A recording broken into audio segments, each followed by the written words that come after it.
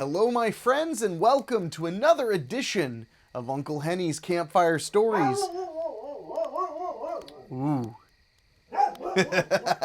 I guess that's setting the tone for tonight's scary stories as Henwolf contributes to the sound effects. Thank you all so much for joining me tonight. We're going to be reading from, of course, super scary stories for sleepovers, which means that this stream is going to be family friendly. Now, I can't speak for what will happen in the chat room, but as far as the words coming out of my mouth, very few of them will be 4 letters. So feel free to sit back and relax. If you have a child or two with you, or, you know, if they so happen to come by, grab them and let's hang out. I'll read you guys some scary stories, chat with you guys in the chat, and we'll just have a good time. I know I could use it after the last week I've had, and I don't know about you. Let's see what you guys are saying in the chat. Craig Cohen is watching, and he said, perfect cue, Henwolf. Hello, Henrik. Good evening. Good evening, my friend. Shane Migliavacca said, hey, hey. Morgan Moore said, who let the darn ghost out, right? Heather Fairchild said, hey. Hello, Heather. I want to say, by the way, that I don't see Ray Cersei in here yet, but Ray Cersei, who has listened almost, I think, since the very beginning of the show, Ray Cersei and Craig Cohen were in an embittered rivalry to see who could be the first tip for this show. It's become a kind of a game for some people, and I very much appreciate your tips. Your generosity means a whole heck of a lot to me. But Ray decided to try to be the first tipper when generally Craig Cohen has always been the first tipper, and I want you guys to know, specifically speaking to Ray and Craig, that Ray contributed at 7:51 and Craig contributed at 7:52. So it was a photo finish, but Ray Cersei won. She won the day. Let's see what you guys are saying in the chat. Robert Coleman said, I'm here. Hello, Robert. Laser Mazer said, hi, Uncle Henny. Hey, buddy. Let's see. David Denoyer said, greetings. Well, okay. Jeff McClellan said, I'm up for some kid stories. Me too, man. Laser Mazer about to watch this on the big screen. Yeah, buddy. So before I start, I do want to mention several of you have bought your own Uncle Henny Campfire Story t-shirts. I very much appreciate you grabbing a t-shirt at henflix.com. They are taking a very long time to ship, and everybody has been wonderful about being patient as they've taken 3 weeks to a month to be printed. But I did want to show off. I have one right here. These guys are pretty boss, if I do say so myself. Yeah. So, thank you guys who have bought these. They've helped a whole lot. As you can see at the bottom, if you were not aware, tipping is appreciated but is not required. We are here to have a good time, read some scary stories, and crack wise in the chat. Josh Gianot said, love this. Thank you, my friend. Morgan Moore said, we need commentary next time for that contest. Ray Cersei does Running Man. Tony Marr, Wednesday night spookies. You are correct. Laser Mazer said, that shirt is fire. I'd like to think so. Also, so is whatever it is that's glowing on my face. At least it's fire. So I do want to say, since we're streaming live and tomorrow is June 4th, I want to say that tomorrow marks the 6-year anniversary of me working as a self-employed artist, filmmaker mostly, but as a self-employed artist. So I will say, any and all tips sent to Venmo or PayPal right now tonight, I will be spending tomorrow when I take the day off and celebrate my independence from a truly horrific boss that is much scarier than any story I could read from a book. I no longer have that lame boss. I no longer have that job that wasn't that lame, but wasn't the right job for me. So if you throw a tip, even $1 or $2, I'm probably going to be spending it at Burger King, or I might go to Best Buy. Well, not go to Best Buy. I might go to curbside Best Buy and get a video game or something like that. So I'm just throwing that out there.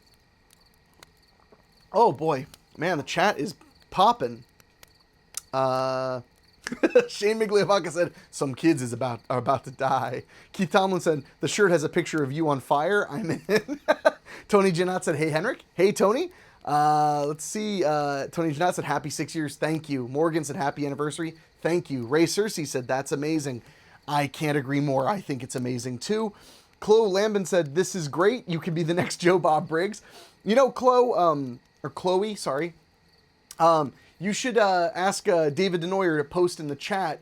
I have a TV show you can watch on Amazon Prime or on YouTube called Popcorn Fodder, which you can find out more about at popcornfoddershow.com, I believe. But Dave could post it in there. I hosted a couple of movies, and I've toyed with my space of Joe Bob Briggisms. Big fan of Joe Bob. Can't wait to watch him this Friday night. David Denoyer said both our ex-bosses should fight. No, because the only way I'd like to see their fight is if both of them lose. Keith Tomlin said, to be honest, you still have a lame boss. You win this round, Keith. You win this round. And probably many more to come, if I'm being honest. But yeah, so with all of that out of the way, I think it's about time we start our first scary story of the night. So I hope you're down and you're ready. Let's see. Got to wet my whistle. Adam Van Who said, what's up, bud? Just about to read some scary stories, my friend. So let's see where we left off after last week when we first started Super Scary Stories for Sleepovers. We've read, I think, 4 of the Scary Stories for Sleepovers books thus far. And this story is called The Room at the End of the Hall. Brenda's mom shook her head and pointing out of the car Brenda's mom shook her head and pointing out of the car window, will you look at that? Brenda saw that her mom was indicating the weather-worn mailbox at the edge of the overgrown front yard, which was leaning at a crazy angle. Her dad pulled the family car into the dirt driveway and slowed to a stop. Movers must have run into it, he speculated as he opened his car door, stepped out, and walked over for a better look. Grabbing the slightly dented post with both hands, he pulled the mailbox back into its proper position, then headed back to the car. Check it out, Dad, Brenda's 8-year-old brother, Ted, snickered as the post slowly keeled over again. Her father looked back, shrugged, then slid back into the driver's seat. I'll take care of it later, he said as he started the engine. We have plenty to do already if we're going to transform this place into our home. Brenda turned her attention to the old house at the end of the driveway. Even though the summer morning was clear and sunny, the 2-story house looked dreary, as if a cloud hung over it. Something about the place definitely made her feel uneasy. The once white walls had grayed with age, and a few shingles were missing from the roof, and that wasn't all. No, the old house had an eerie feeling about it. So much so that Brenda actually shivered slightly as her dad pulled the car up alongside the wide wooden porch. It may not look too great yet, but we'll whip it into shape, her mom said brightly, helping Brenda's 4-year-old sister Tina out of her seatbelt. They just don't have houses like this in California. Not ones we can afford anyway, she smiled. You kids are going to be surprised at how big it is inside.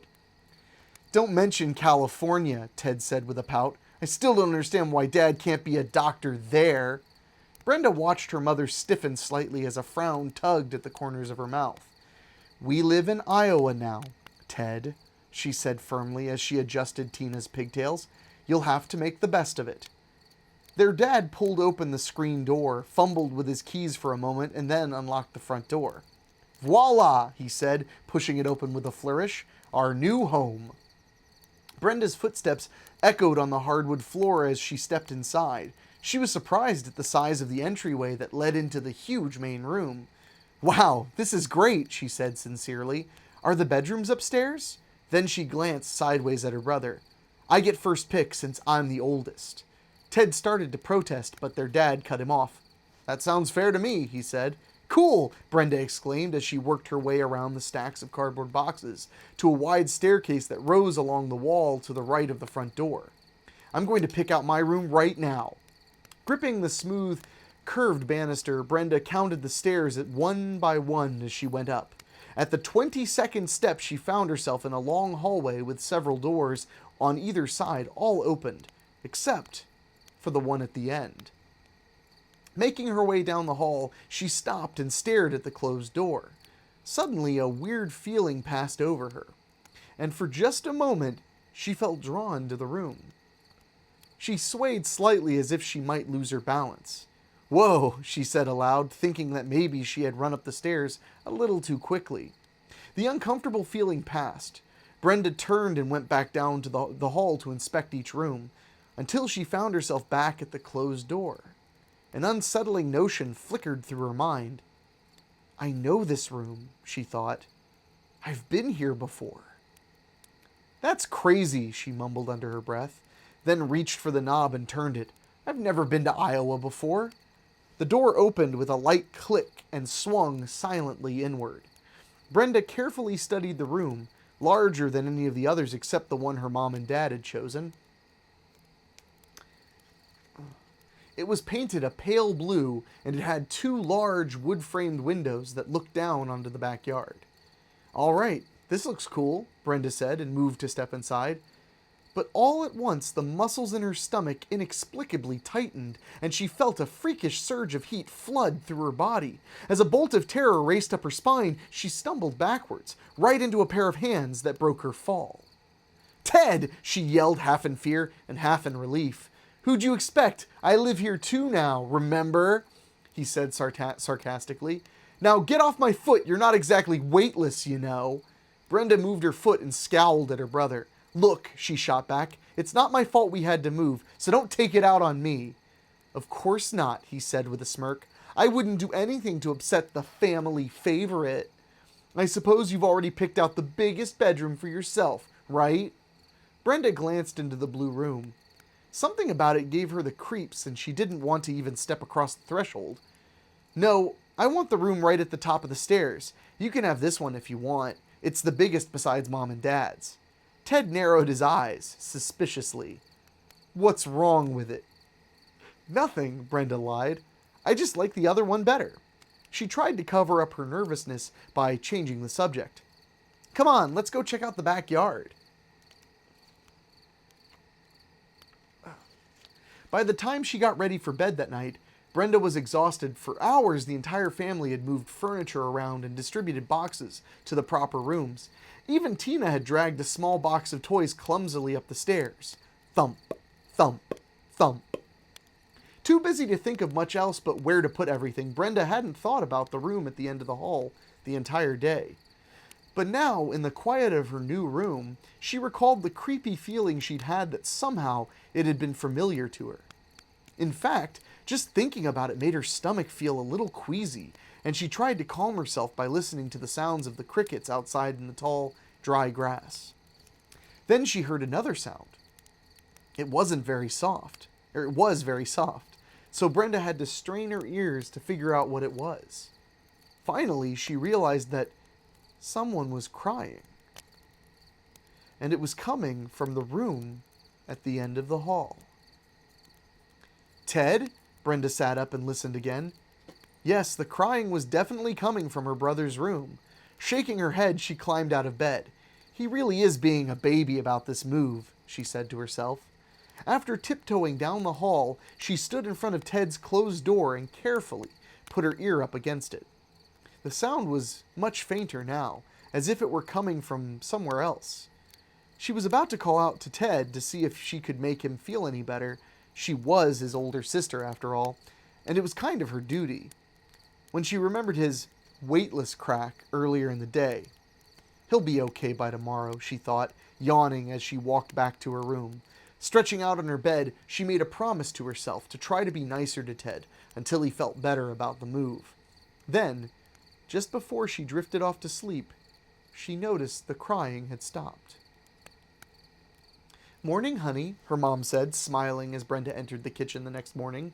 "There's fresh squeezed orange juice in the refrigerator. Would you mind pouring some for everyone and putting it out on the table?"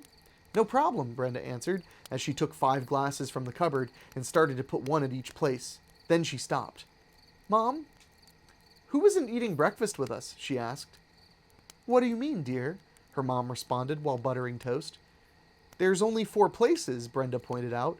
Her father walked into the kitchen carrying a giggling Tina. "Of course there's only 4 places," he said with a smile. Why? Were you expecting company? Brenda frowned. What about Ted? Ted who? Her dad said, as he situated Tina in her chair and then sat down himself. Brenda looked at both of her parents, then started to laugh. Okay, what's the joke? I'll admit that sometimes I wish we could send Ted to the moon, but we're stuck with him. Brenda's mom and dad gave each other a quizzical look. Come on, you guys, Brenda felt her smile fade. This isn't funny anymore. I'm talking about Ted. My brother? You know, your son? The weird kid in the room at the end of the hall? Her mom shook her head. Brenda, she said slowly, you're right. This isn't funny. We don't have a son named Ted. We don't have a son at all. And the room at the end of the hall is Tina's. It's been for months, ever since we moved here. For a moment, everyone sat in complete silence. Brenda tried to make some sort of sense of what her parents were saying. Finally, Tina broke the stillness. I know a boy named Ted at school, she offered in a childish whisper. He pushed me off the swings last week.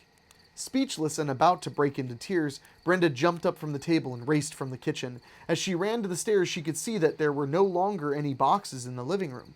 Everything was neatly in its place as if it had been that way for some time.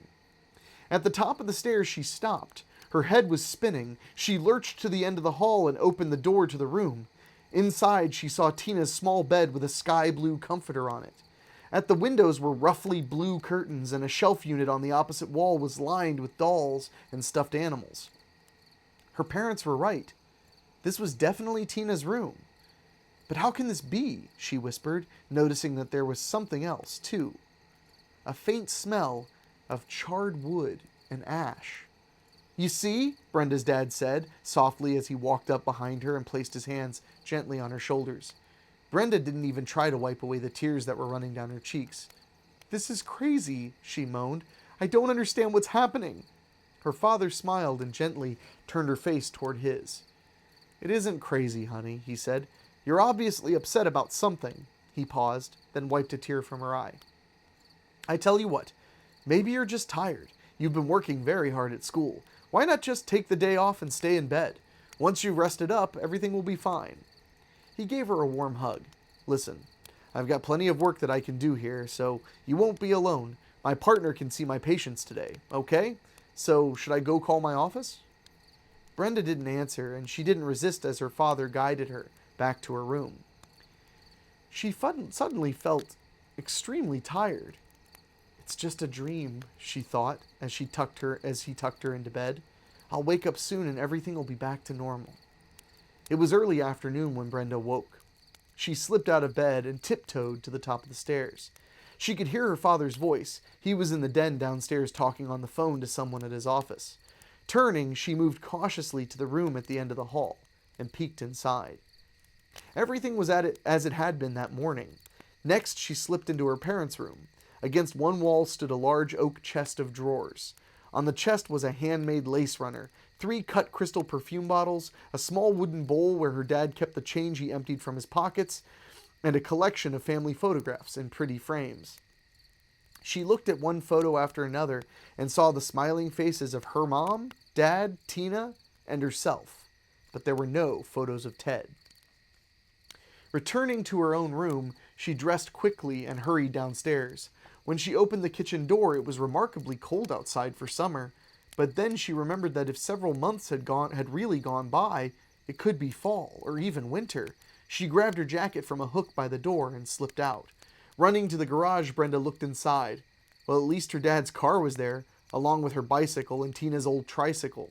Surely Ted's bike would be there too, or his skateboard, or something to prove that he had ever existed. But there was nothing. What is happening? She groaned. Have I lost my mind? That night at dinner, Brenda told her mom and dad that she felt much better, then chose to be silent.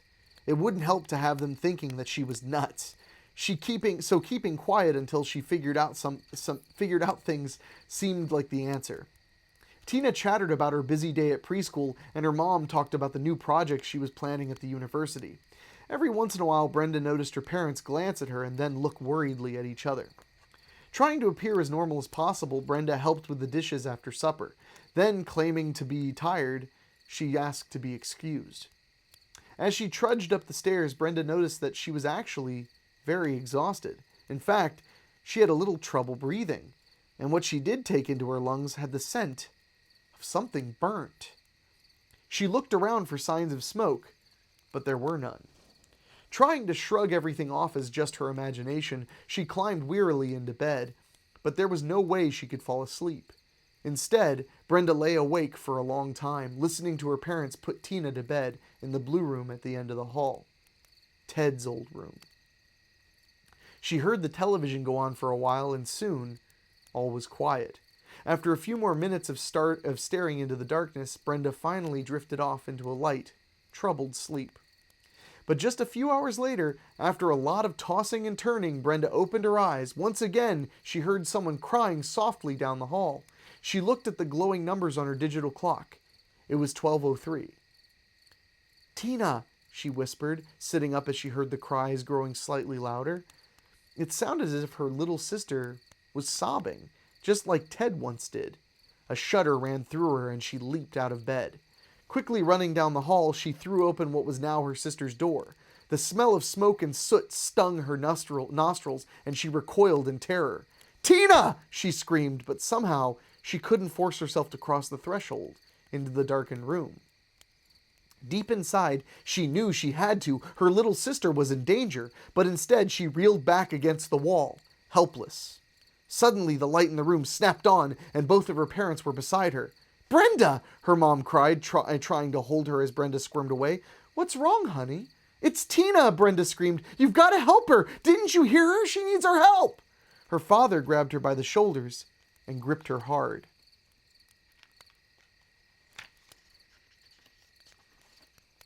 "Brenda, calm down. What are you talking about? Who is Tina?" Brenda stopped. Her mouth dropped open and she stared at her parents as if they were total strangers. "My sister," she finally whispered. "My sister Tina, don't you remember? Don't you care? What's wrong with you? It's just like what happened with Ted. He disappeared from that room." She sobbed, pointing over the threshold into the awful place. "And you act like he never existed. Well, he was my brother, and Tina was my sister, and..." But Brenda couldn't go on. She broke into hysterical tears and let her father rock her gently in his arms. "Brenda, sweetheart," her mother whispered. She was crying too. "You don't have a brother or a sister. You're an only child, and you always have been. This is our room. It has been ever since we moved here." Brenda twisted away, turned toward the open door, and caught her breath. Inside the room, she could see her parents' bed and the big oak chest of drawers. From where she was, Brenda could see the photographs in their pretty frames, photos of her with Mom and Dad, and no one else. The sound of a car pulling up in the driveway woke Brenda. Slowly, she opened her eyes and gazed at the early morning sunlight pooled on the rug beside her bed. With great effort, she drew herself up and walked groggily to the window. There was an old pickup truck in the driveway, and a small sedan that she didn't recognize was parked behind it. For a moment, she just stood, looking out, thinking that there was something she should know, but she couldn't quite figure out what. Something had happened. She was sure of it. But what? Turning from the window, she called for her parents, but there was no answer. Then she heard the front door open and close downstairs. "Mom?" she called tentatively. "Dad? Is that you?" But there was no answer. Thinking that they hadn't heard her, she started to go downstairs when she felt a stab of fear. The voices downstairs were those of strangers. "Where are my parents?" her mind raced. "Did they decide I was crazy and call these people to come and get me?" The door to the room at the end of the hall was closed. Cautiously, Brenda eased to the head of the stairs. With her trembling hand just barely touching the rail, she leaned over to see who was there. The foyer was still in shadow, but Brenda could make out two men standing just inside the front door. "As you can see," the taller of the two said, "the fire didn't do much damage to the lower floor. The upper floor got the worst of it, and it was the smoke that got the family. Nice people, too," he added, shaking his head sadly. "They hadn't lived here all that long, moved out from California." Brenda felt her heart pounding. She glanced down at the railing under her shaking fingers and for the first time saw that it was charred. and disintegrated. The wall behind her was scorched, and the smell of burnt wood hung in the damp air. "Anybody know how the fire started, Luke?" the smaller man asked. "Looks like it started in the big room at the end of the upstairs hall," the man named Luke responded. "You'll see for yourself when you go up. Nothing's been touched since it happened, and that was about 5 years ago." "Why hasn't anyone been in to clean the place up?" The smaller man looked around. "Looks like it was a nice place." "Oh, superstition," Luke answered. "Anybody who's been in here has claimed to have heard crying coming from that room. Some say the place is haunted," he laughed. "My wife believes it too. She says that when people die suddenly like that, sometimes the spirits can't accept what has happened. They stay on until something makes them realize that they're really dead." It was as if a weight had been lifted. Suddenly aware of all she needed to know, Brenda turned and looked toward the room at the end of the hall. Now the door was standing open. Slowly, she walked toward it. Ted had been the first to accept it, then little Tina, and finally her parents. Now it was her turn to stop fighting and accept what had happened. She stepped across the threshold, sad, but no longer afraid, and stood in the center of the room. Then Brenda took one last look at the faded blue flame-scarred walls and began to weep softly. She raised her hand to wipe the tears from her face and watched her flesh fading into thin air. Brenda cried sorrowfully as she slowly disappeared. Downstairs, the small man held up his hand to the other to be quiet. "Did you hear that?" he said. "For a second, I thought I heard someone crying." "Oh, come on now, don't tell me you're hearing things too." Luke strained for a moment, then shook his head. "Nope. It's dead quiet." Oh man, that's my jam right there. That's my jam right there. Let's see what you guys are saying. That one was creepy, simple and creepy. Oof. So let's see. Oh wow. Thank you guys so much. We have 3 tips just during that story. Thank you guys. Thank you so much. Let me find your guys' names. Congratulations on 6 years. Wednesday is an awesome day. The account said, it says Dest84.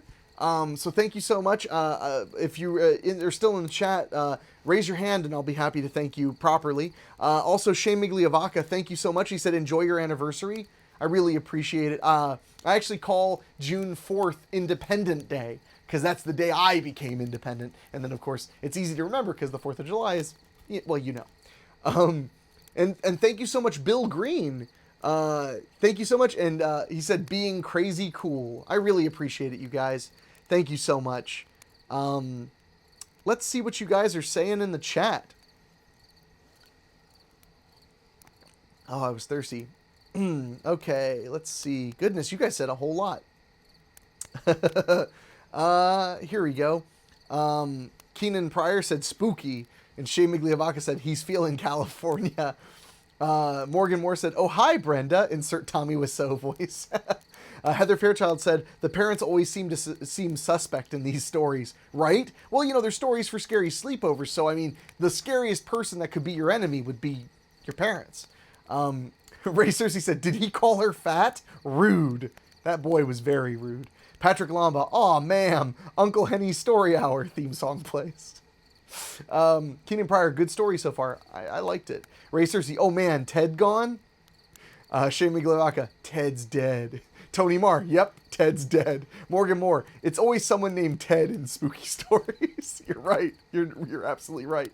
Josh Giannot, nice. Yeah, buddy. David Neuer, Ted's dead, baby. Ted's dead. Ray Cersei, this one is freaky. Heather Fairchild, maybe Ted is alive and they're all dead. That's why Ted is crying. That's not a bad guess. Tony Giannot said, everyone that I know named Ted is in trouble. Ray Cersei said, poor Tina never saw it coming. Patrick Lamba said, or non-existent. Am I right, folks? Too soon, Patrick. Tony Marr said, mainly because it's a name of someone you don't mind getting killed off. Poor Teds. Ray Cersei said 2 down, 1 to go. Tony Jeanette said the moral of the story is never, ever move into a new house. Dude, that is the moral of many stories in the Scary Stories for Sleepovers. Never, ever move into a new house or an apartment. In fact, just live wherever you are right now and never leave, or else ghosts, vampires, werewolves, killer plants, or maybe just a plain old sofa that eats human beings. That's what you have to expect. Shane Migliavacca said, it's a glitch in the Matrix. Patrick said, are the parents agents then? That's pretty funny. Mom's a Fed. Michelle said, okay, yeah, she's totally a ghost. Yup, I say ghost too, said Tony Janot. Then Michelle said, yes. Patrick Lamba said, ooh, they were all dead. Ray Cersei, this one is giving me the shivers. It gave me shivers too. Josh Gianot said, love ghost stories. Me too. Craig Cohen, no, she's in limbo. Patrick Lamba, I like this one. Tony Janot, great story, but super sad. It was sad. This was the first story I read that was really sad at the end, live. Keenan said, poor Ted, finally someone gives Ted some love. Tony Janot said, sorry, Keith, next one might just be the kids, just for you. Oh, Heather Fairchild, Dest84 is me. Thank you so much, Heather, for your tip. I really do appreciate it. And also, while I was reading that, Jeff McClellan also sent a tip in. Excuse me. Thank you so much, Jeffy. He said, for giving me a great Wednesday nights. Thank you. Does anybody know how many nights in a row this is? Is this the 10th show that we've done live on a Wednesday night? I think it's the 10th.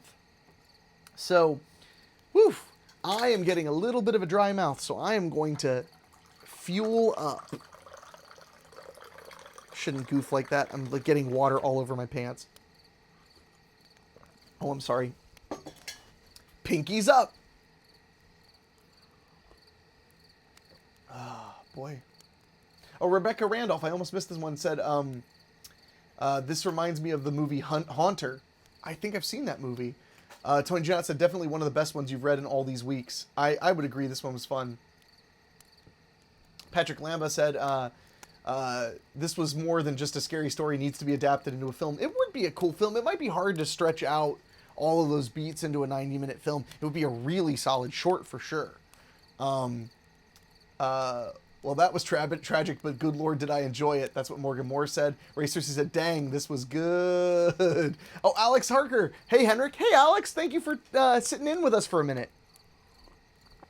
Well, my friends, I guess it's time for another one. So, but remember, sharing is scaring. So hit that share button and share this with your Facebook friends. So if they want to join us, they can. And maybe we can scare them together. But, of course, no Teds. All right, let's see what's next in here. This story, my friends, is called It Waits.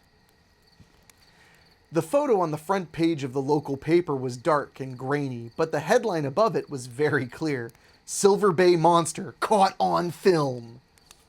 Not much of a picture, Greg said to his friends Valerie and Andre. The monster looks like a big old log floating in the water. Valerie shook her head. And that's probably what it is, she agreed, but the tourists will eat it up. Yeah, Andre said. Have you seen those stupid t-shirts with the I swam in Silver Bay and a drawing of the monster munching on a swimmer? Greg nodded. He'd seen the t-shirts and the books, and even a dumb television show about the monster of Silver Bay. The tale had been passed down for generations and could be traced back to old Native American legends of a beast that came to feed near the shoreline when the waters were icy cold. Mr. Potter from the boathouse claimed that he had actually seen it at dusk 3 winters ago. It came up slow and easy, he said. Then it moved a little closer to shore, like it was searching for something. Had long, sharp teeth, too. I could see them shining as it passed. I'll tell you this, Mr. Potter had added. I'm glad I was on shore instead of in a boat, or I don't think I'd be here today. Old Man Potter was known to tell a tall tale every now and then, but there were a few who were convinced that he was telling the truth. He described the monster in great detail as a gray-skinned beast about 50 feet long with an alligator-like head. His description matched those of other sightings, but no one seemed to be able to get a good, clear photograph of the beast to prove that it really existed. Some said it lived most of the time deep in the bay where the water was always cold, only coming close to the surface in the fall and winter months. Well, thank goodness summer's over and all the tourists are going home, Valerie said, walking away from the newsstand. Not all of them, Greg answered. My cousin Mark and his folks are coming to visit from Arizona in a couple of weeks. I didn't know you had a cousin, Valerie said with interest. How old is he? Is he nice? I mean, mean as can be, Greg said laughing, and he looks a lot like the Silver Bay Monster. Mark and his parents arrived just as the fall season set in. The leaves on the trees had turned brilliant shades of yellow, red, and orange, and the air was crisp and cool. It didn't take long for Greg and Mark to renew their friendship. You're so lucky to live here, Mark said as he and Greg stood on the porch overlooking the bay. Yeah, Greg agreed. It's pretty, but it gets kind of boring sometimes. I think it would be really cool to live in a big city like Phoenix. You've got everything there, Mark laughed. We don't have any sea monsters. Neither do we, Greg said with a grin. What do you mean? Mark questioned. I thought there was supposed to be some kind of monster here in Silver Bay. Sort of like the Loch Ness Monster in Scotland.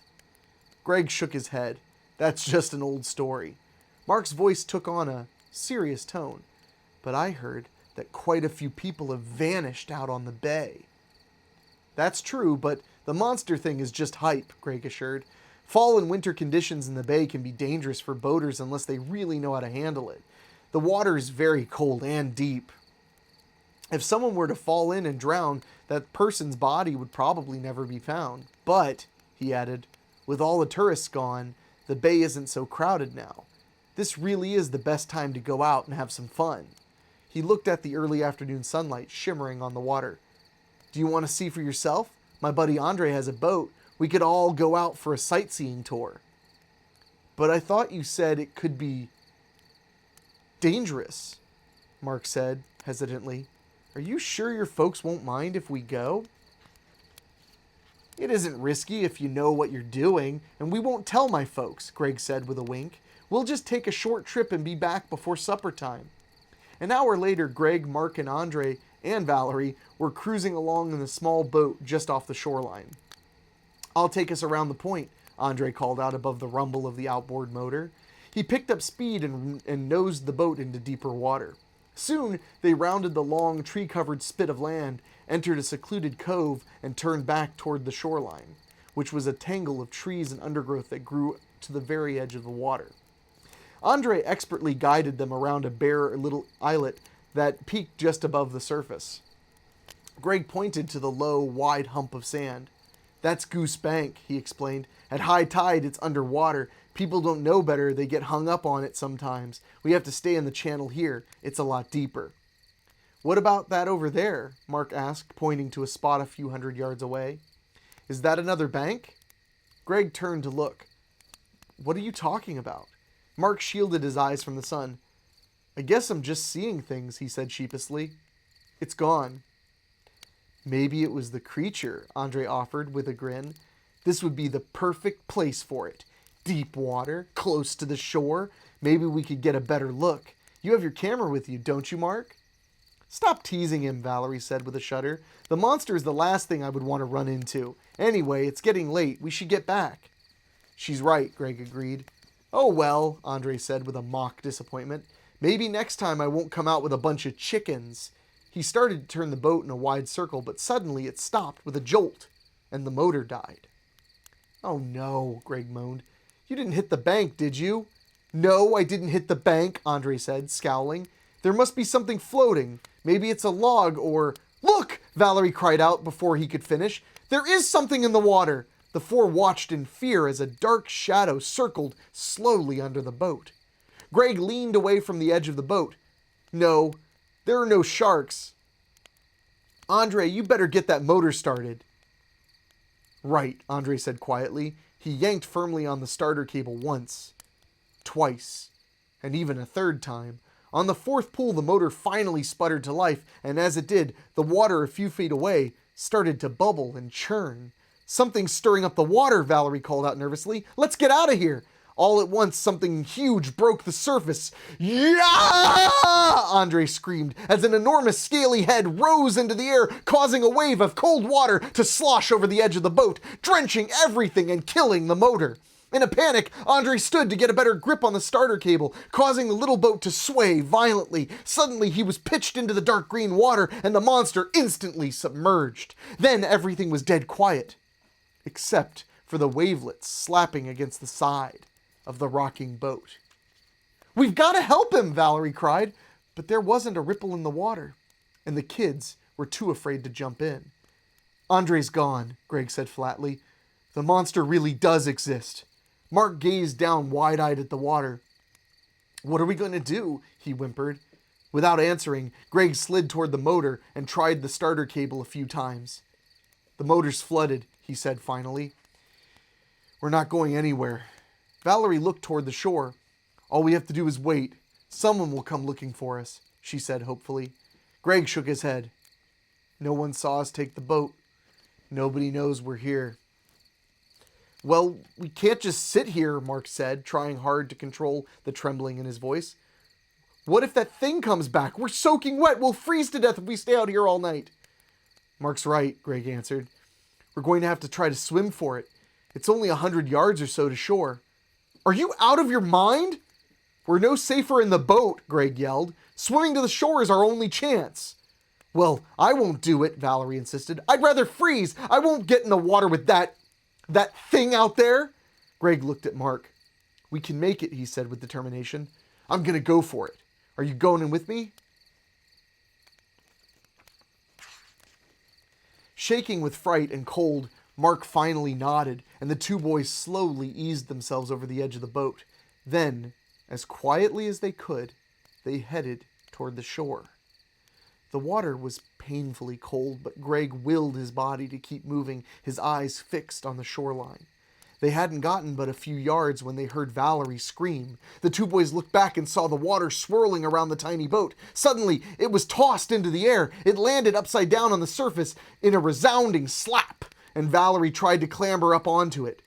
But something unseen gripped her flailing legs and tugged her forcefully under the surface.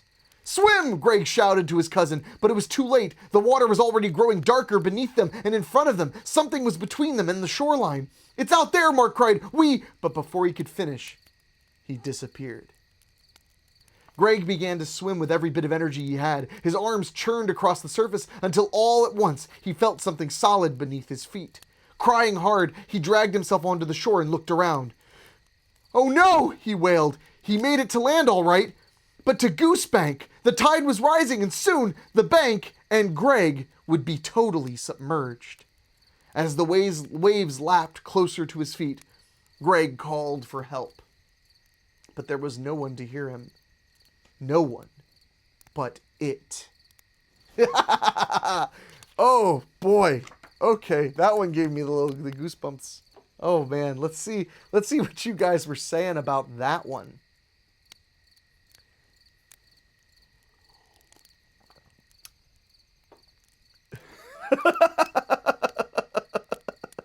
So Keith Tomlin sent in a tip, and in the body of the tip he said, "Acceptance of this tip is acknowledgement the tipper, Keith Tomlin, is correct and the tippee, Henrik Kuto, is wrong on subject of the tipper's choosing to be determined at a later time." I'll take the tip. So let's see. I see some of you guys were mentioning Creepshow 2, which, yeah, I was getting Creepshow 2 vibes as well. Oh, Ray Cersei said, "FYI, this is week 11. I counted." Wow, week 11. Tony Janot said, "Marty Bird should buy up some business around here." There. It's a joke from the show Ozark, rather. Ray Cersei, "It's the monster." Tony Janot, "There you go, Keith, dead kid." Shane Migliavacca said, dead kid." Tony Janot said, "Kind of reminds me of the raft from Creepshow 2. I love aquatic horror because I only learned how to swim when I was 29 years old. The water has always spooked me pretty good. So I love it. Let's see what else you guys are saying. Ray Cersei, "This doesn't sound like a great plan, kids, but okay." Tony Marr said, welp, they almost made it. Keith Tomlin said, never move into a new house, never go boating. These books teach great life lessons. Never leave the house, never go boating, never make a friend. You know, just dangerous. Tony Marr said, that's what I thought too. And Ray Cersei said, it. And then Tony Marr said, Greg's dead. So that was a fun one too. I will say the scary stories for sleepovers books that are written by Q.L. Pierce tend to be the ones I think hit the best stride of being scary and family friendly. Although the later ones were a lot of fun, even if they were a bit less traditional in their scares. So, let me just get my throat nice and moisturized. Oh, let's see. Tony Giannot said, I learned to swim when I was 5 and the water still creeps me out. Fair enough. My father tried to teach me how to swim when I was 5 or 6 years old. You know that method where you push the kid in and they fall into the water and then their body figures it out because, you know, they don't want to die? I drown. Oh yeah, Morgan Moore said, don't forget to never go to the mall. We had 2 stories in the last 11 weeks about you do not want to go to the mall. It ain't going to be good. Heather Fairchild said, it was like water horror. If you like water horror, watch Sweetheart on Netflix. So good and creepy. Dude, I loved Sweetheart. I watched that. It is super, super good. What a great finale, too. Great stuff. Sweetheart on Netflix. Great movie. I don't make any money from suggesting you watch it, though. So do with that as you will. So before we start the next story, I want to mention, you know, of course, 2 things. Obviously, tipping is appreciated, but not required. Tomorrow is my 6-year anniversary being self-employed. I am going to celebrate, and any tips I get, I will be spending on cookies, cake, pizza, Chinese food, whatever I see fit, whatever strikes my fancy, or whatever the dogs want, because let's be real, they're the bosses. So tipping is appreciated and encouraged, and you guys have already tipped a lot, and I really, really do appreciate it a whole bunch. Every week when you guys have tipped, I've used it for groceries and serious things, but this week I'm using it for fun and some groceries.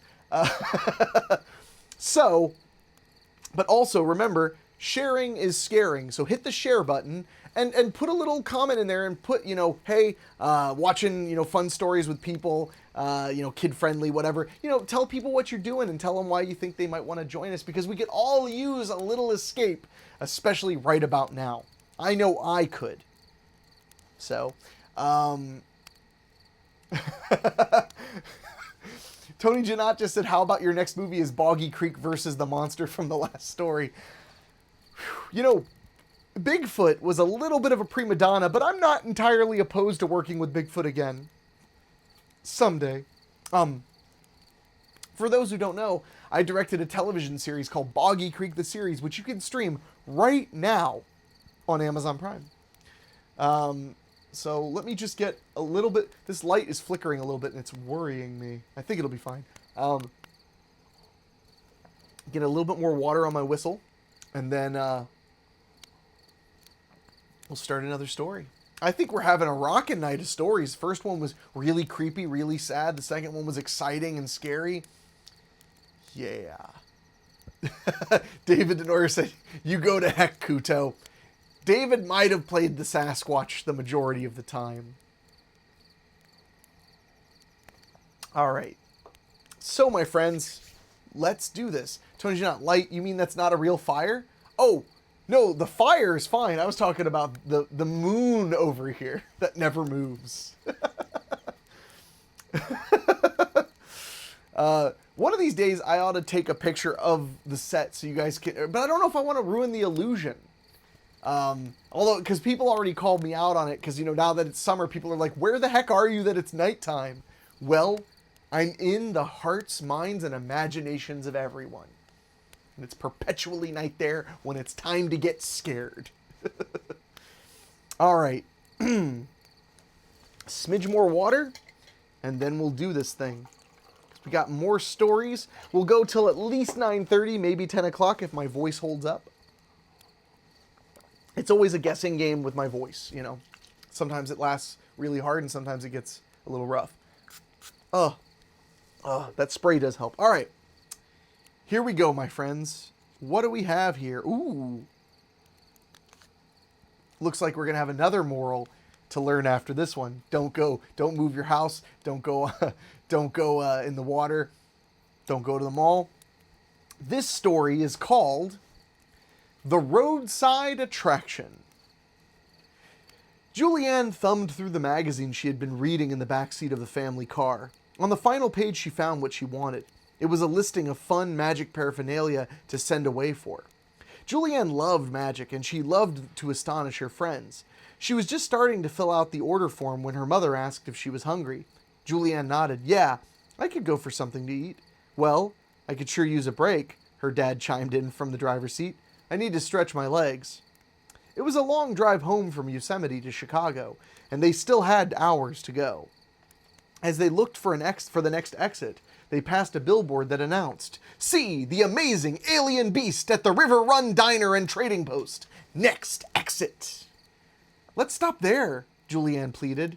Her parents glanced at each other. Her father flipped on the turn signal. "Well, at least if the food's lousy, we can have a good laugh at the amazing alien beast," he said, chuckling as he eased the car toward the exit ramp. The diner was shaped like a huge stone teepee with glass doors. Two smaller teepees stood on either side. The one on the right was the trading post, while the one on the left was a performance area with a sign outside listing show times.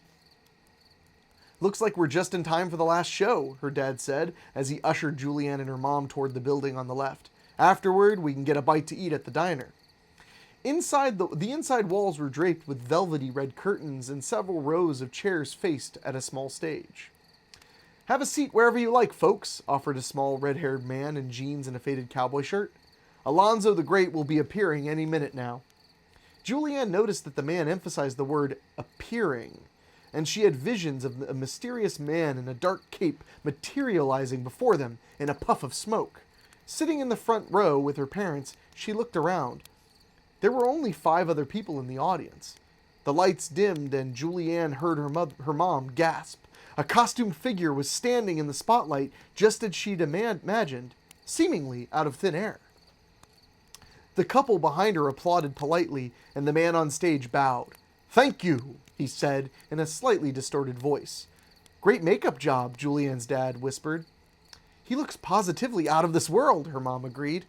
With a protruding canine snout and elongated ears that arched upward, the man was made up to look like some sort of wolf being. His eyes were pale gold, and when he smiled, he showed a set of slightly pointed teeth. A soft coat of fine gray fur covered his face. "I am but a visitor to your dimension," the actor began dramatically. "Here in your world, some of my powers seem magical, but I assure you, I am merely a performer, a magician, and nothing more." With that, he pulled a large bouquet of fake flowers from his sleeve, which brought a smattering of applause. Julianne raised an eyebrow. "Boring," she thought. "You're all very kind," the magician said, then turned his gaze directly on Julianne, as if reading her mind. "But I have a feeling that you might like to see something more spectacular. So be it." He moved gracefully to a table. On it were a few items: a colorful ball, a framed photo, a book, and a small bowl of water with a goldfish circling lazily inside it. With a flourish, he passed his paw over the table and wiggled his fingers, each of which extended in a curved, tapered claw. Must be some kind of gloves, Julianne thought. Nobody could grow nails like that. "Watch carefully, my friends," he advised in his peculiar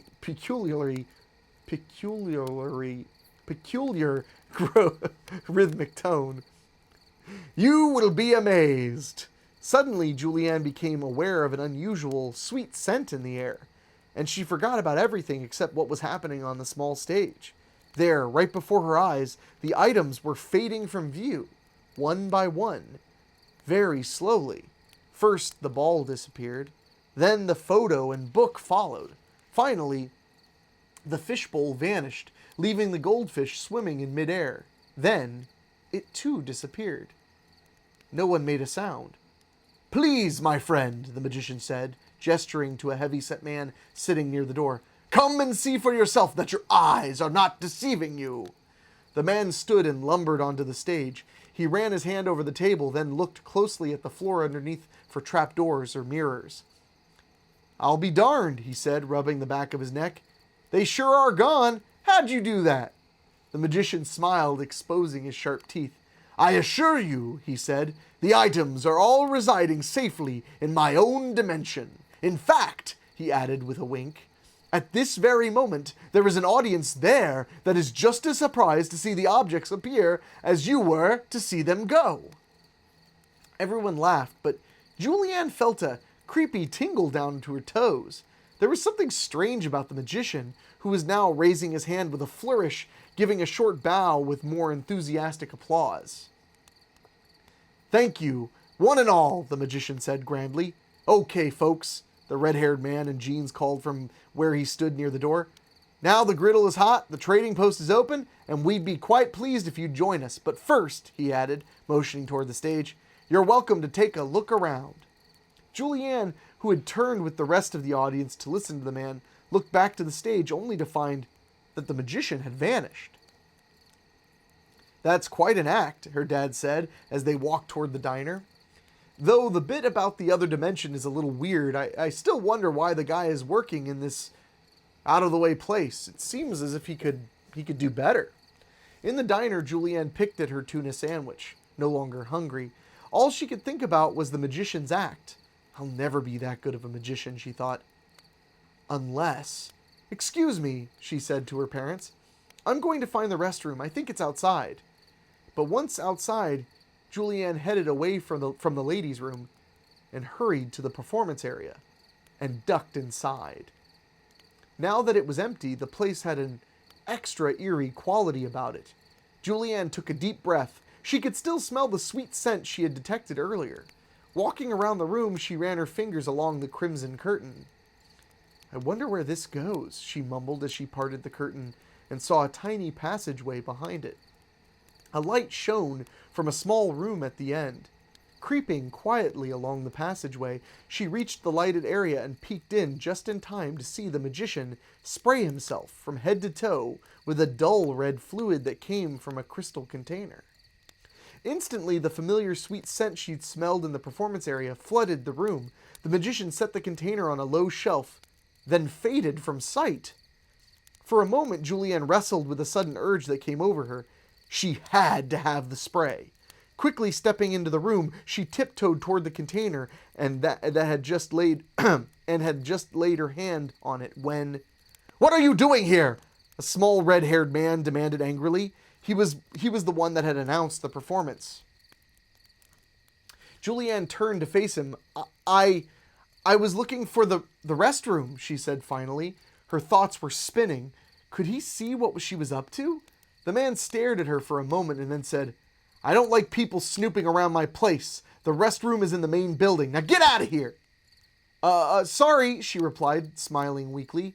Then, as the man turned away, she slipped the crystal container into her pocket and raced back to the diner. "Wow!" Jake Taylor exclaimed when Julianne made a glass of orange juice disappear for several of her friends at school. They hadn't believed she could really do it, but with the small crystal container tucked secretly in her palm, Julianne simply needed to wave her hand over the juice, and poof! "How did you do that?" Jake asked, obviously impressed.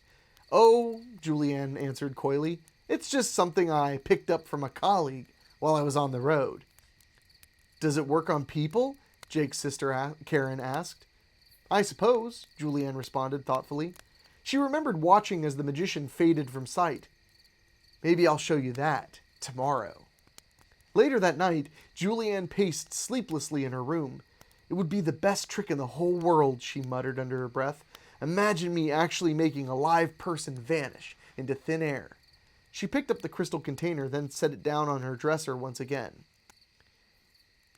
But what if it really does work, she thought. She saw the magician make things disappear, but she didn't see him make things reappear. How could she be certain she could bring a person back? Suddenly, Julianne heard her dog scratching at her door. "Come in, Jericho," she said, letting her small terrier into the room. He immediately scurried after a tiny cricket that had been hiding in the shadows in the corner of the room. The insect leapt to safety of the windowsill. All at once, Julianne had an idea. I'll test it on the cricket, she thought, directing the vial in the direction of the little creature and spraying. Unfortunately, it was precisely at that moment that her dog decided to jump up and the brick-red liquid covered Jericho's dark brown fur. "Oh no!" Julianne cried, sweeping Jericho into her arms. But as she held him, Jericho faded away. Then, all at once, he was gone. "What have I done?" she sobbed, and then she threw herself onto the bed and cried herself to sleep.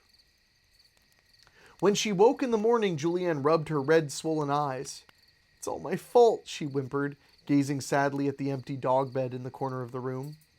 She started to turn away, but stopped when she noticed a dim shadow in the center of Jericho's blanket.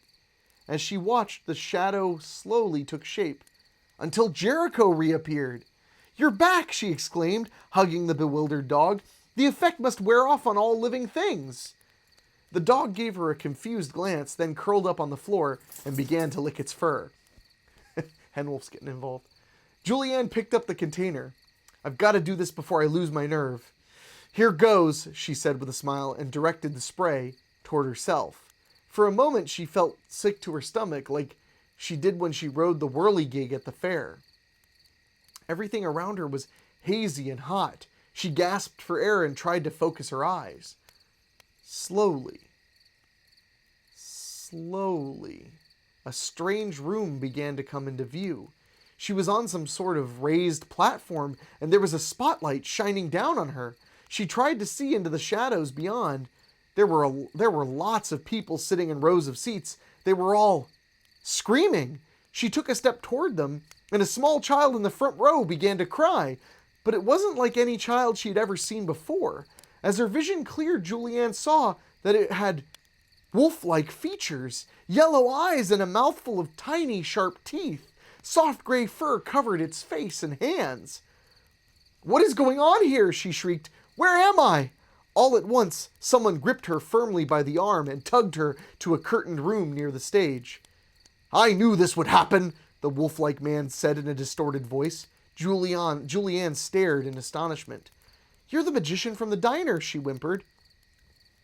"What is this place? What are those creatures out there? They acted like I was some kind of monster. I want to go home." "I was afraid of this," he said softly, ignoring her question. "When I returned to your dimension and found the bottle missing, I knew someone had stolen the potion, and it would only be a matter of time. Then when the objects started coming through, I knew for certain. Now we'll just have to find something to do with you." "How long does it take before this stuff wears off?" Julianne demanded. "It doesn't wear off," he said finally. "That's not true," she shouted. "I tried it on my dog and he came back. I saw it happen." "Listen carefully," he said slowly. "That potion is a well-protected secret used by magicians in my dimension. We amaze audiences by making strange things appear before their eyes. There are many dimensions to visit, but I chose yours. I can go back and forth as those of my kind can, but objects and other living things, including humans from your dimension, can only go one way. I cannot send you back." "But my dog!" Julianne wailed. Then all of a sudden she looked at the magician's soft fur, glanced deeply into its golden wolf eyes, and realized the truth. He's like you, that's why. The potion works for you and for him because you're so alike." Her shoulders shook with sobs as she understood what had happened, that she was trapped in another dimension with no hope of going back to her own. The magician placed his paw on her shoulder. "I'm sorry," he growled softly, "but you brought it on yourself. Still, we will find a place for you here. In fact, I think you will make a fine attraction. We can bill you as the amazing alien being at the little roadside house not too far from here. It's an out-of-the-way place and no one will ask any questions. Yes, you'll make a fine roadside attraction, my dear. A fine one indeed." little sci-fi to give us a little bit of spookies. Let's see what you guys are saying.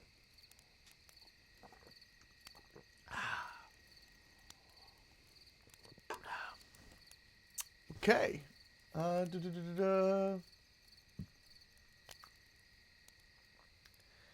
da, let's see. Come on. Oh, here we go. Here we go. Morgan Moore said spooky lemonade. I'm guessing he was referring to the scary stand. Uh, Tony Marr, roadside attractions never turn out the way you expect, especially when they're probably going to die. Keith Tomlin said, is it a tourist trap? Say hello to my friend.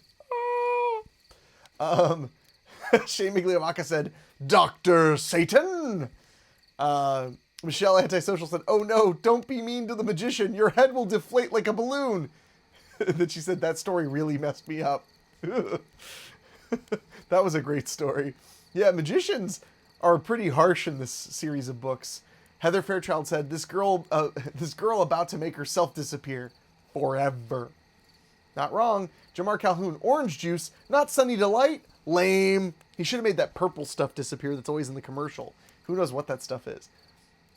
Jamar said, children plus dabbling in the dark arts equals sadness. David Denoyer said, Jericho, Jericho, Jericho! And then Jamar said, her dog is Y2J. Morgan Moore said, break the walls down! Solid. Jamar Calhoun, what is this place? Cleveland? Dun-dun-dun. Shane Migliavacca, Jericho's been sent to AEW. There's a lot of wrestling fans in the chat right now. Dwayne West said, hello friend, little late, but I'm here. Love that story. Sideshow action. I'm glad you guys are enjoying it. I'm having a good time reading these, as always. We need a little bit more water. So, but I hope everybody's having a good time. I hope you guys are getting a chance to unwind and take your minds off of whatever it is you need to take your minds off of. I know I look forward to this every single week, especially since we've been, mostly at home. And I want to thank you guys again for the generous tips. I'm going to be using those to have a nice, relaxing day. Traditionally, on the anniversary of when I left my day job, I like to go to the movies all day. Kind of symbolic, because movies are my favorite thing. They're my career. They're my hobby. I love them. But the movie theaters are not open, and the drive-in is showing 4 movies I've already seen and wasn't a huge fan of. So I'll be mostly home. I might go for a ride, get some food. It'll be a nice day. I'll enjoy it. So, all right. Let's see what you guys are saying. It looks like... this stuff tastes weird. Looks like you guys are ready for one more. This will probably be the last story of the night. My voice is getting a little funky, and it's after 9, but we'll see. Maybe I could be convinced if you guys share and comment a whole lot. Maybe I can be convinced to do one more story after this, but we will just have to see. Also, if you tipped more. Although you guys have actually blown it out of the water. Last week, we didn't have a ton of tips, which is fine. I mean, this isn't solely a tip venture, but it is a nice shot in the arm to know that I'm reading stories and laughing, and then I can buy some groceries. I do appreciate it. So, what have we learned so far? Don't move into a new house. Don't go on vacation. Don't go in the water. And now, I wonder what we're going to learn here, because this story is called The Rocking Horse. Smiling, Jason ran his fingers over the freshly sanded wood. He liked the way it felt, so smooth and warm. You just need to take a little more off that edge, his grandfather said. When we're done, this'll be an end table fit for a queen, he grinned from ear to ear. A queen like your grandmother. Okay, Gramps, Jason said as he went back to work on the raw wood with sandpaper. His grandfather was one of the best woodworkers he'd ever seen, and Jason was glad to learn his grandfather's talents. He loved woodworking and was getting really good at it. Ever since his parents had been killed in a car accident 10 months ago, and he and his little sister, Sarah, had been living with their grandparents out in the country. So Jason had gotten to spend a lot of time in the workshop with his grandfather. The first couple of months after the accident had been hard on Jason, but they had been even more difficult for Sarah.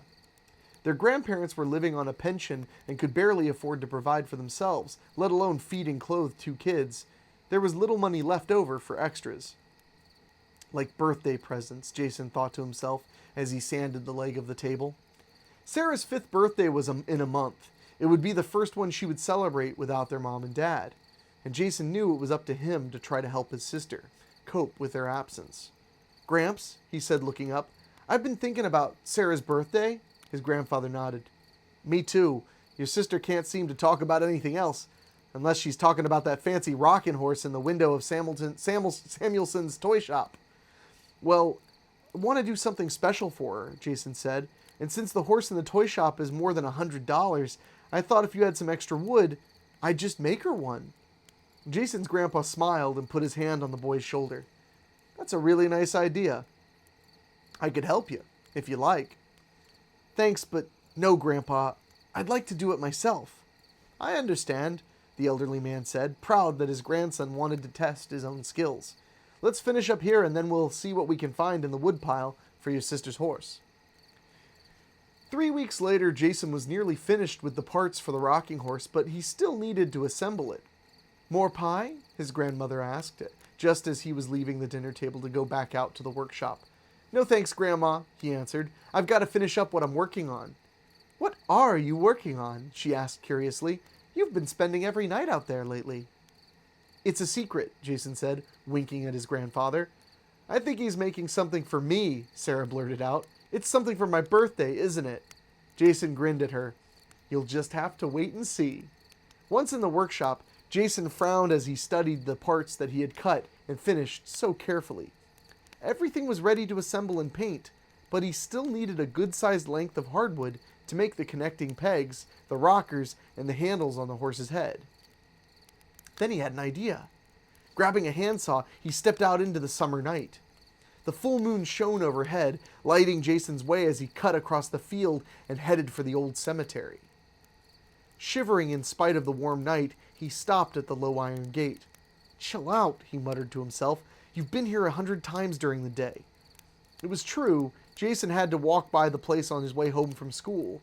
No one had been buried there for quite a while, and the longer the place stayed unattended, the creepier it became. From where he stood, Jason could see the gnarled trunk and bare branches of the old tree he had in mind for Sarah's rocking horse. Its dark shape stood out against the sky, towering a few feet from a large raised tomb topped with a small stone angel. "It'll be perfect," he said aloud, trying to build up his nerve. "Nobody'll miss some wood from this old place." Not the type to frighten easily, Jason couldn't help feeling that there was something particularly unsettling about the cemetery. It was as though something was waiting in there, actually listening for his next move.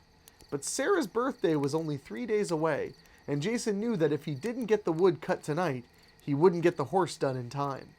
Gripping the top rail, he hoisted himself over the gate and dropped down in the soft dirt of the cemetery. Suddenly, something rustled in the shadow of a nearby headstone, and Jason froze. All at once, some sort of large animal broke cover and raced toward a gap in the fence. "Just an old raccoon," he thought, sighing heavily. "I'd better get what I came for and get out of here." Running his hands over the dark wood of the old tree, Jason peeled back the bark here and there, then chose a slender branch. Carefully, he began to saw, and as the serrated teeth bit into the dead wood, Jason thought he felt a slight shudder run through the branch.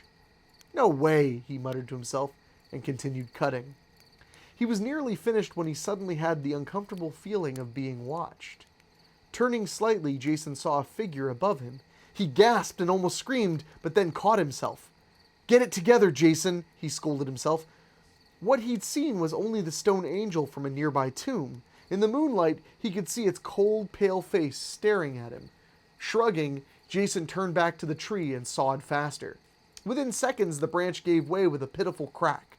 Hoisting it onto his shoulder, he started to leave, but caught the toe of his sneaker on something and fell heavily to the ground.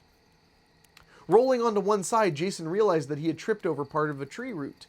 He also noticed that several twisted roots appeared to have grown toward the aged tomb.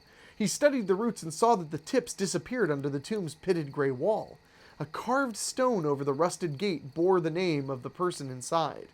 Mary Elizabeth Drew, he read, 1904 to 1909? How sad, he thought. She was just Sarah's age when she died. Quickly scrambling to his feet, Jason headed for the workshop, where he quickly went to work on finishing Sarah's horse. But as he slowly worked the wood, he became aware of an eerie sensation.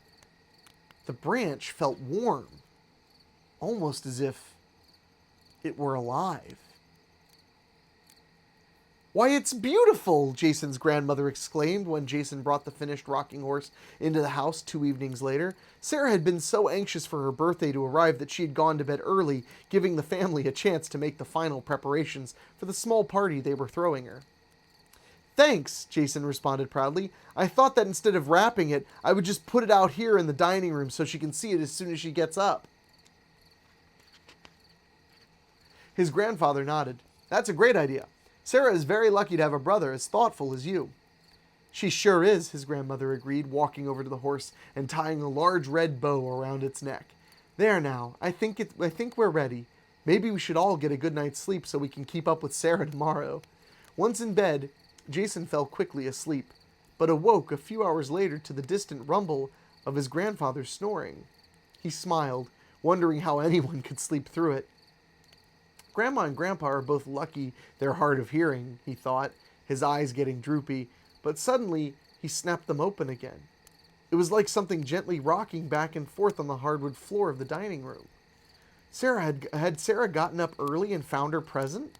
Quietly, Jason tiptoed down the stairs. He peered into the darkened dining room. No one was there. The sound had stopped, and the rocking horse stood near the large bay window exactly as he left it hours ago. Shaking his head, Jason returned to his room, but he couldn't dismiss the feeling that something wasn't quite right. "Wow!" Sarah shrieked excitedly when she ran downstairs the next morning and laid eyes on Jason's present. "It's the most beautiful rocking horse in the whole world!" She threw her arms around her older brother, giving him a big hug, then dashed to her steed. Jason felt good as he watched her stroke the golden yarn mane and tail. "Go ahead," he coaxed. "Try it out." She climbed onto the slightly curved wooden seat that served as a saddle and began to rock back and forth, while Jason and their grandparents enjoyed her happiness. But suddenly, a shiver passed through Jason when he realized that the sound of the horse moving on the floor was the same sound he'd heard the night before. Quickly, he told himself it was just his imagination wanting to hold on to the joyous it was just the imagination wanting to hold on to the joyous moment with his family. After breakfast, Sarah opened her other presents, but the horse was clearly her favorite. She even dragged it onto the porch when she went outside to play, and Jason noticed her sitting beside it, chattering away. "Are you talking to your horse?" Jason asked, stepping onto the porch. "Of course not," she answered, as if he had asked a very silly question.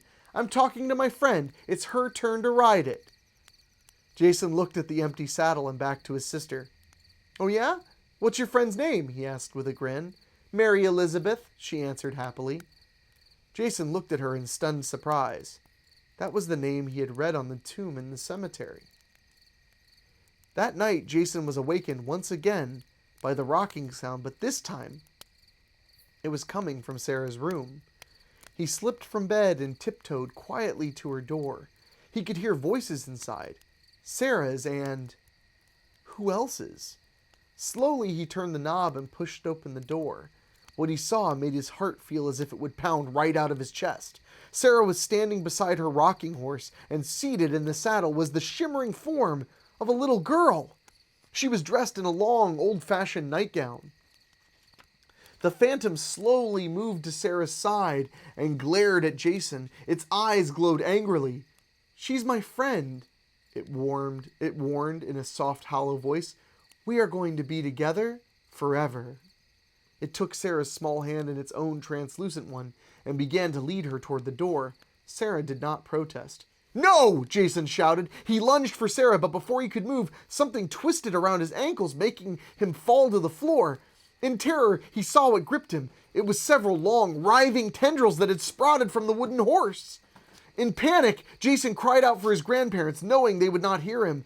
He watched helplessly as the two children, one human, one not, stepped out of the room. "Sarah!" he cried, his mind racing. Then grabbing the lamp cord that ran along the wall, he tugged hard. The heavy brass lamp tumbled from the nightstand and crashed onto the floor. Jason picked it up and began to chop at the slender tendrils. Struggling free, he scrambled to his feet and dashed out onto the porch. The moon was waning, and the landscape was bathed in long, dark shadows. Although he couldn't see his sister, Jason knew where the specter would lead her, and he knew what he had to do. He raced back into the house, grabbed a flashlight and a box of wooden matches from the fireplace mantel, then headed for the abandoned cemetery. Moments later, he found himself in front of the old stone tomb. Fighting back his fear, Jason stepped into the dank, forbidding crypt. Sarah was huddled in a corner. She seemed to be in a trance, wrapped in tree roots that trailed under the wall of the tomb. "Sarah," he whispered as he tried to take a step toward her. But it was as if she were on the other side of a curtain that he could not push away, a curtain between life and death. "It will be over soon. She is mine now," a mournful voice said softly. "You cannot reach her." Jason watched the roots move toward his sister's small throat, and then he remembered the box of wooden matches he gripped in his hand. "Please work," he begged, but his hands were shaking so badly that he dropped the first match. Luckily, the second one flared to life, and he held the long fireplace match under one of the horrible tree roots until it went up in flames. Suddenly, the tree seemed to scream as smoke billowed toward the night sky, and Jason was relieved to find that the roots had dropped away from around his sister. He lifted Sarah to her feet, and as he began to lead her from the crypt, the ghost child blocked his way. "You cannot take her," it shrieked. "She's mine!" "That's where you're wrong," Jason screamed back. "Your link to this world is going up in flames!" Gathering his courage, he pulled Sarah out of the crypt, and the two raced out of the cemetery, without looking back. By dawn, the ashes had cooled. As the sun rose above the horizon, there was no one to watch as several small buds unfurled amid the charred remains of a tree. Only the stone angel stared mutely as tiny new roots inched through the ground toward the tomb. We actually got a kind of happy ending on that one. And I'm not going to lie. I'm such a softie. I got a little emotional about how happy he was to give his sister the horse. Not going to lie. I got a little bit emotional on that one. So, but let's see what you guys had to say. Aw. I got a thank you so much. I got a tip from Tony Giannot. He said, "Thank you, my friend," with a heart emoji. Thank you, Tony. I know Tony's been one of the people, there have been several of you who have been incredibly vocal about how much you guys enjoy hanging out and listening to scary stories on Wednesday nights. And I'm so thankful. I still think a lot about, Tony told me a story about his baby and his kid and his wife, and they were all sitting and listening, and it sounds really beautiful.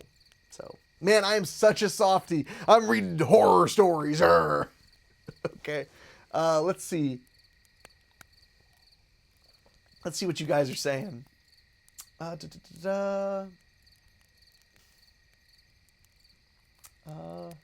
Keith Tomlin said, "Woodworkers are amazing, thoughtful, and caring people. Salt of the earth."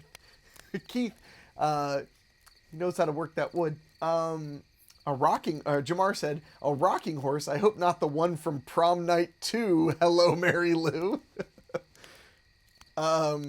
Tony Marr said, "What could possibly be unsettling about a cemetery, Jason?" Tony Giannot said, "And the moral of this story is never take anything out of a cemetery. Or maybe it's never give a gift." These stories seem to be adamant that you shouldn't do nearly anything. It's almost like the original lockdown order DeWine gave. Oh man, I'm sorry to be topical. All right. Keith Tomlin said, "Silly kid, you can't use green wood." And Shaming Leavaca made a working the wood joke.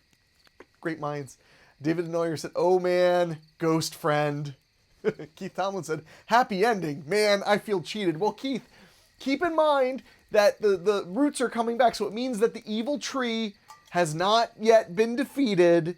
So, Keith, you can sleep well at night knowing many children may still be in danger. So, Tony's not so glad he got her back. I know, my heart was like pounding over it. I didn't want him to lose his sister because he was like so, oh, I'm such a softie is what it really comes down to.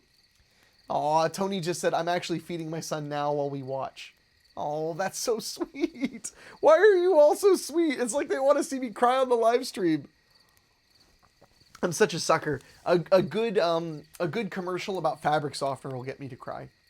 If it's like take care of the ones you love, and it shows like a dad, throwing a baseball to a kid, and I'm like, it's just instant. I can't help it. I'm a softie. Oh, Alex Harker said, do one more.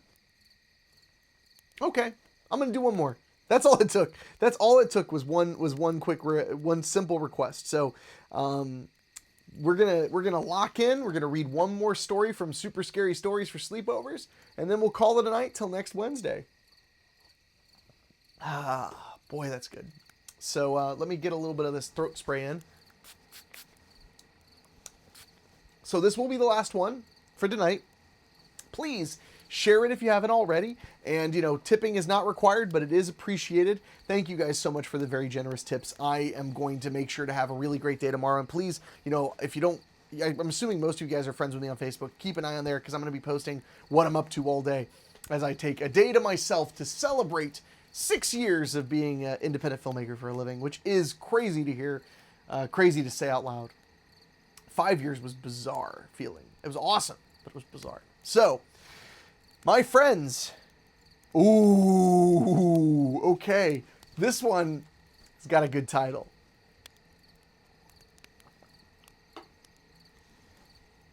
This story is called Cave Dwellers.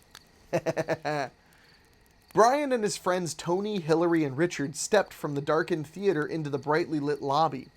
That was really cool, Brian exclaimed as he and the others stopped to look at a movie poster on the wall beside the entrance. In the suspenseful scene, a world-famous archaeologist and his 3 student assistants were uncovering a pair of dusty, ancient scrolls from a hidden compartment in an eerie old tomb. Several shadowy figures were lurking in the background, as if ready to cause some trouble. Yeah, it was a cool movie, Tony agreed. But if I had been one of the assistants, I would never have let those old guys steal the scrolls without a fight. Come on, Hillary said. The zombie creatures had them surrounded. They had to give up the scrolls. Brian frowned. I think Tony's right. It would have been better if they'd tried to fight their way out in the first place. Then they wouldn't have had to face the zombies later. Hillary rolled her eyes. Then there wouldn't have been much of a movie. Richard hadn't said a word. In fact, he was still staring at the poster as if lost in thought. You know what would have been really cool? He finally uttered wistfully. If we could go on a dig in some ancient tomb or something. Well, you're out of luck, Tony said, laughing. There's no tombs around here.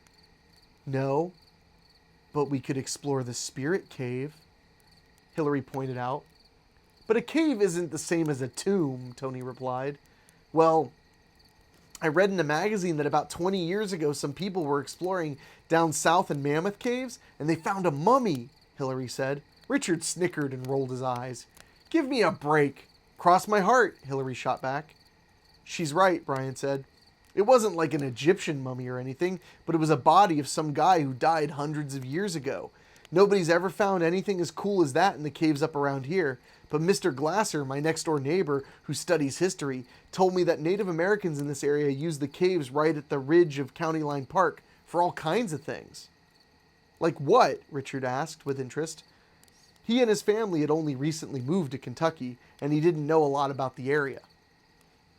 They stored food there, and the shamans, they're kind of like priests. They sometimes would perform secret rituals, supposedly to trap evil spirits. What kind of evil spirits? Hillary questioned. Brian's story had mesmerized the circle of friends. Well, Mr. Glasser told me that half-man, half-bat creatures, about half-man, half-bat creatures that could make themselves invisible. Sounds cool, Tony commented. That's not what the local Native Americans thought, Brian said. These bat creatures supposedly captured people. What for? Richard asked with a shiver. Brian shrugged. Nobody knows for sure, but their victims were never seen alive again. The legend says that the shamans tracked the creatures to their hiding place in a cave, then used magic to seal them in. Brian's eyes widened as an idea occurred to him. Why don't we go see if Mr. Glasser's story has truth to it? Tony shook his head. But lots of kids have already explored Spirit Cave to death. Who cares? Brian said eagerly. I bet there's still some cool arrowheads and stuff there, and it's close enough so we could just ride our bikes. It didn't take long for him to convince the others. They decided to set out on their expedition on the weekend. On Saturday morning, Brian checked the batteries in his flashlight and made room in his backpack for a few extra granola bars. Satisfied that he had everything he needed, he hopped on his bike and headed toward Hillary's house. When he got there, she was already waiting at the end of her block with Richard and Tony. My mom wasn't going to let me go, she said breathlessly, but I had to swear to be back by lunchtime. Let's get out of here before she changes her mind. County Line Park was a grassy oasis on the border of a sparse forest of maple and beech trees. Underlying the forest was a layer of limestone. Over thousands of years, groundwater had seeped through the limestone, scouring out caves and channels within. We'll have to hike up from there, Brian explained to Richard as he secured his bike cable around a tree. There's a cave near the top of the hill. That's where my dad and I found all those arrowheads. 10 minutes later, the group stood at the narrow cave entrance. Richard shined his flashlight inside. Has anybody ever gotten lost in there? He asked nervously. No, Brian assured him. Spirit Cave doesn't go back very far. A couple of passages lead off of it, but they're both dead ends. If it's bat people you're worried about, forget it. This cave doesn't even have any real bats. Real bats? Richard asked in surprise. Sure, Tony answered.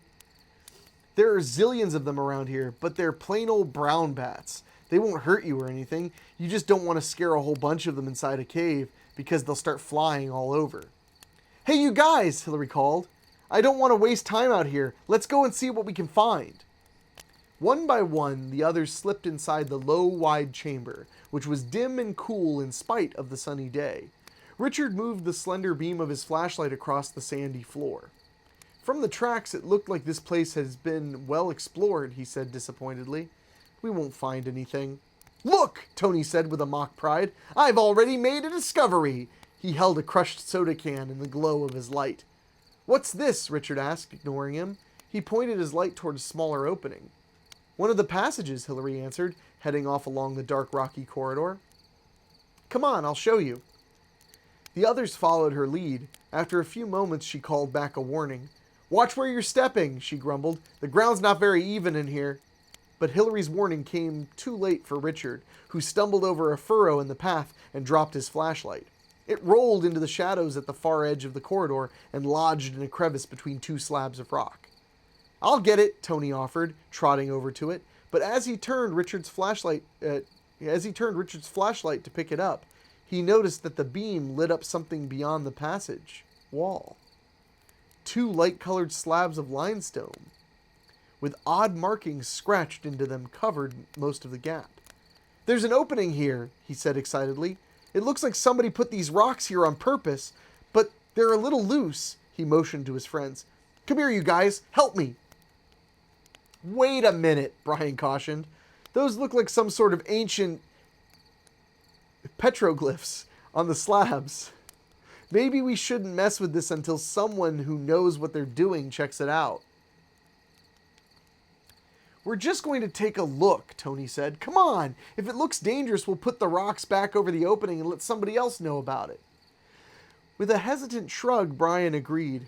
Working together, the four kids were able to roll the two limestone slabs out of the way, exposing a wide gap big enough to crawl into. Hillary knelt at the edge of the opening and leaned over.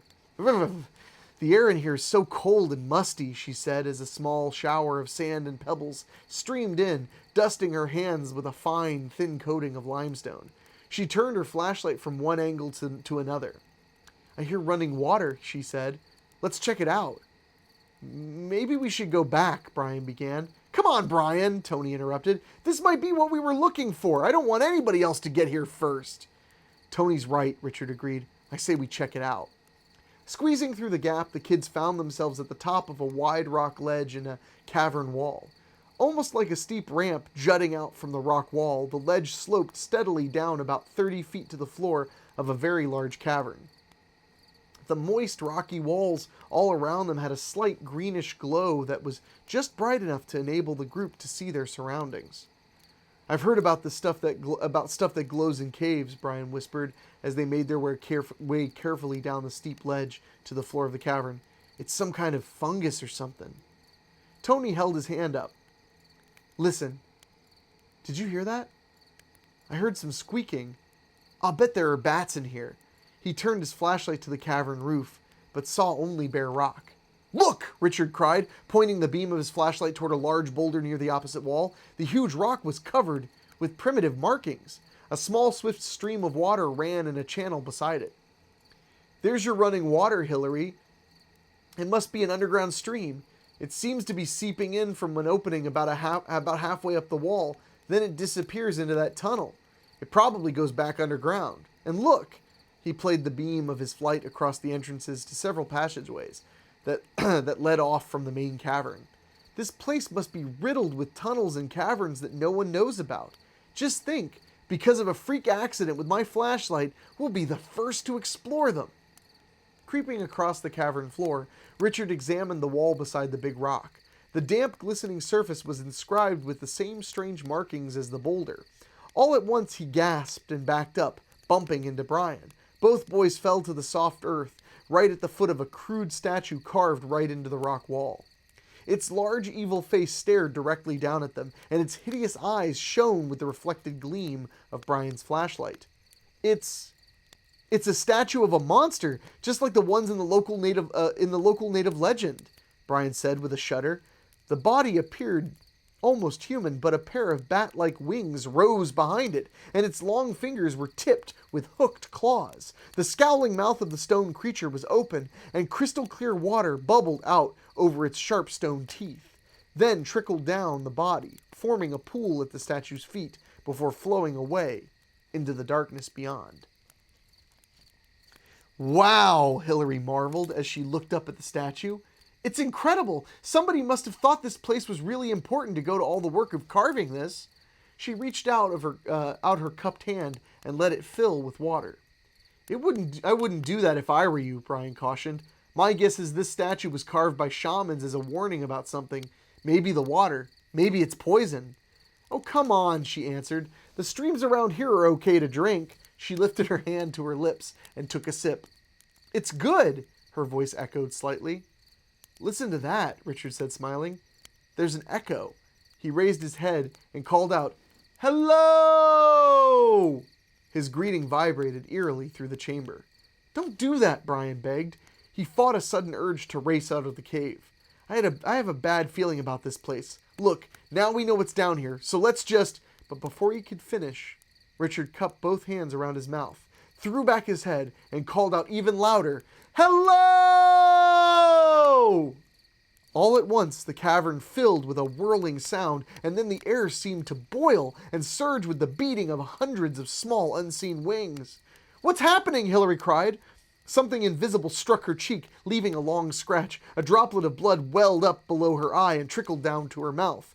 Richard fell to the floor and covered his face while Tony crouched in a corner. Pinned against the slimy wall, Brian felt pokes and jabs coming at him from every side as the squealing noise rose all the way around him to a frenzied pitch. It was happening so fast, all he could do was lash out at the invisible winged creatures racing back and forth, casting frightening shadows across the walls of the cavern.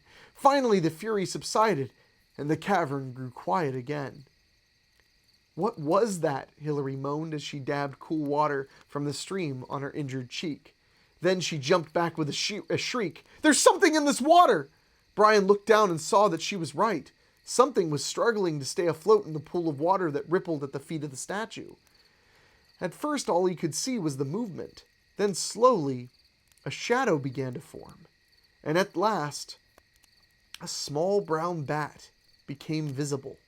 It labored to the edge of the pool, then flew upward to nestle in the shadows of the cavern roof. Brian looked at Richard sternly. "Do not yell in here again," he he said, glancing upward at the seemingly bare roof. There must be hundreds of bats up there. We just can't see them.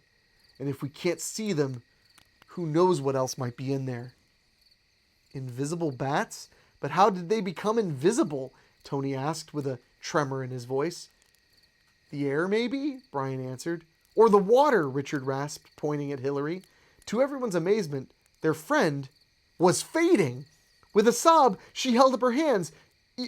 You can see right through me, she said with a gasp, looking at Brian in bewilderment. Suddenly, Brian saw that she wasn't looking at him, but beyond him. Her expression was turning from confusion to one of complete panic. Get away, she screamed, snapping her horrified gaze from side to side. Cringing, she shouted in horror, Stay away! The water! Brian yelled as his friend was disappeared completely. He reached out for her, and although he could still feel her, she just wasn't there. Quick, Hillary, get into the water, he demanded, forcing her toward the pool. Drinking the water probably made you invisible, just like the bats. One of them reappeared when it got soaked in the pool. Maybe the same thing will work for you. It's working, Tony said in awe, as Hillary landed in the water and slowly became visible again. And as she did, the boys could see that her face was twisted into a grimace of sheer terror. They're all around us, she wailed, clutching Brian. Those things! She stabbed her finger in the air toward the carved stone statue. I could only see them when I was invisible. They're everywhere.